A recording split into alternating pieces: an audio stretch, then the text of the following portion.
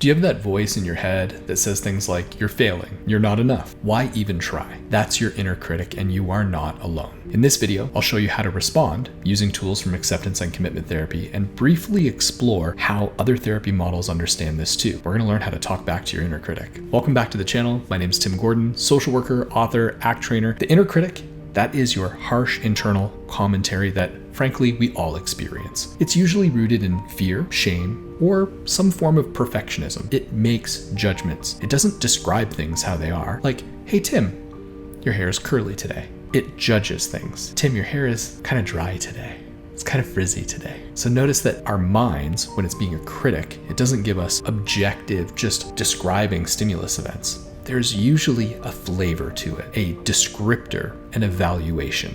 Even though the inner critic can be harsh, it often shows up when we're growing, we're stretching, or we're trying something meaningful. You might start to see that the inner critic has maybe a function in your life. So let's take a quick look at how different therapeutic modalities would see this voice of the inner critic. In cognitive behavioral therapy, or traditional cognitive therapy, typically the inner critic would be called a cognitive distortion. The outcome, how to deal with that, would be to challenge that thought. Is that accurate? What kind of evidence do I have?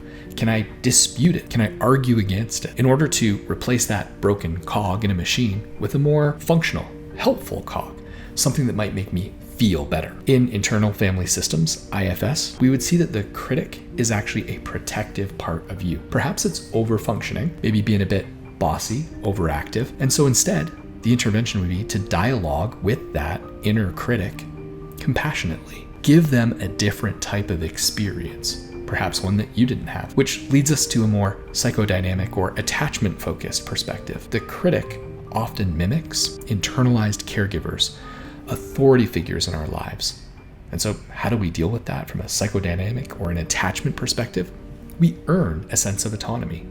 Rather than trying to convince ourselves that we're good enough, we create a behavioral system, ways that challenge us to actually grow and stretch. In ACT, we would look at this similarly, but we're really looking at doing things differently. Number one, let's talk about this idea of the ACT approach, because we're going to use diffusion, which I would highly recommend you go back and check out our older video on diffusion. It's really helpful to understand the concept. But we're going to today be looking at diffusion in different, more nuanced ways. We're going to add to the utility of diffusion by practicing it across different ACT processes with our inner critic. So first of all, what are these, let's say, thoughts? You might call them core beliefs. And notice that they are thoughts, they're not actual instructions. They might appear as rules. Don't do that. You're going to fail. Everybody's going to laugh at you. This is going to be terrible. Don't bother doing it. So they may show up and sound like rules. They may sound like instructions, but they're actually thoughts. They are mental events. They're not a truth. Now, Tony Burton, a friend of mine who's been leaving some really great comments in the comment section here, Tony Burton recently commented saying, sometimes our intrusive thoughts or even our beliefs can have an experiential flavor, but they can also be true. Absolutely. That's a great point. And so what we want to do is, rather than focusing on challenging or disputing, because we might inadvertently give that painful thought, that difficult belief that we have about ourselves that leads to that inner critic sounding like it really knows what it's talking about. Instead, what we want to do is notice that it's there. So, step one, here's something light, relatively easy to do with diffusion. Name the thought. There's my I'm not good enough thought. Or, as I like to call them, stories. There's my I'm not good enough story again. Naming it.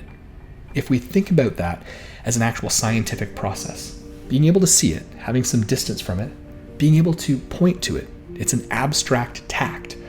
Tact meaning like point, show me something. If you say, Tim, show me your box of tissues. Okay, here we go. Tim, show me your clipboard. Okay, these are things that are easy to tact and to point to. But if you say, Tim, show me that belief that you're not really lovable and everybody's going to leave you, it's harder to show you. When we can name it, when we can point to it, it makes it more easy for us to see it, to make it objective, to start to diffuse from it. Number two, add I'm having the thought that to whatever type of thought it is that you're having. So let's start with I'm a failure. Instead of I'm a failure. And that just causing you to crumble, to to fall over on yourself. Or to, let's say, just buy into it and believe like, yeah, I'm a failure. I'm having the thought that I'm a failure. That little bit of distance. Maybe try saying it out loud or saying it quietly to yourself. Maybe you just try writing it down. I'm having the thought that I'm a failure. It can create that little bit of cognitive, mental, emotional distance to be able to see that thought. Let's do another one. Similar vein as I'm having the thought. Now that we're seeing it, let's try thanking our mind. Thanks, mind. I see you're trying to protect me because I take losses really hard. Thanks, mind. I see you're trying to keep me away from any feelings of rejection. Here's another one. Number 4. Might sound silly, but say the thought in a cartoon voice. Tim, you're a failure and nobody's gonna love you, man. Maybe you grab a Snapchat filter on your phone and you try recording it and playing it back. Playfulness can break the grip that fusion, the believability that our thoughts have over us, and can help us to see those thoughts and to start interacting with them differently. Let's get a little deeper into ACT now. Maybe try a 5th intervention here. What if your observer self, the you that is the context of your experience, what if you could notice your inner critic? Who's noticing the inner critic? Ask yourself that right now. As you're here listening to my voice, you can notice that you're hearing my voice, or maybe you've got the closed captioning on, but you can notice that you're reading my words. Who is noticing Tim's words? Who is noticing your thoughts? There's a separate, distinct you that pays attention to your experience. That means that you're not your thought. You can observe it. You can pay attention to it. Here's a 6th one. What if you clarify what hurts with your values? Why do I care about this? Like, rather than just, Tim, you're unlovable. Like, why do I care about that painful thought that the people who I love will ultimately not want to be close to me? Because I'm afraid of loss. My relationships matter to me. They mean the world to me. They're at the top of my hierarchy. That's why I care. Or here's a more simple question for you. With any thought that your inner critic is messing with you with, does it matter to me? Like, do I actually care? Now, I would argue the answer is probably yes. Otherwise, these thoughts wouldn't be so evocative. How about one more? Number 7, using your values as a compass. Our values can help us if we can't get out of the thoughts. If challenging them and disputing them can inadvertently reinforce them and give them more power over us, we can use our values as a way not to get out, but to work with. So what do I want to do with this? If I'm having the thought that like I'm not good enough, and I know it's tied to something that matters to me, how do I want to roll with that? Who else do I want to share this burden with? How can I move with this pain rather than listening to it? Taking what it says as a rule or an instruction. So let's actually move on to why this matters. You don't have to fight your inner critic.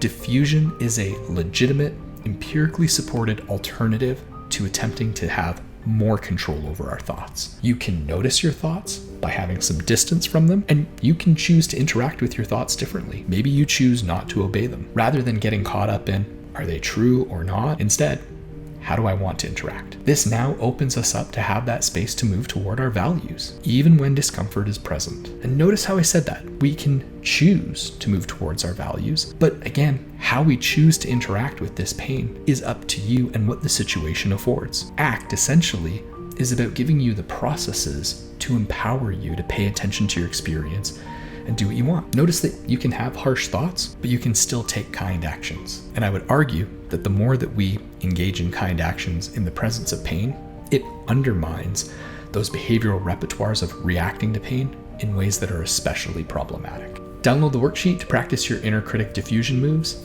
You can do it. I know it's not easy. We're asking you to do the heavy lifting, but trust me, if you pay attention to your experience, I'm sure you'll be able to notice that inner critic. Check out our advice column. I'm really excited about this. There's a link down below where we're going to be answering your questions in YouTube videos. Submit your question today. Advice from a therapist for free on a YouTube video. Sounds pretty cool. I've already had some responses and it's really touched my heart. We're excited to answer these. Also, comment below. What's one thing your inner critic says and how do you want to respond to it differently? I think that'd be really cool to see your answers. Next week, values versus goals. Why chasing happiness isn't always the answer. We'll explore a powerful shift in mindset. Instead of chasing achievement or waiting to be happy, what if you choose to live in alignment with your deepest values, even when life is messy? And next week, we'll also be unpacking the difference between values and goals, why letting go of happiness as the goal might actually make you feel more alive and engaged in your life. Looking forward to seeing you next week.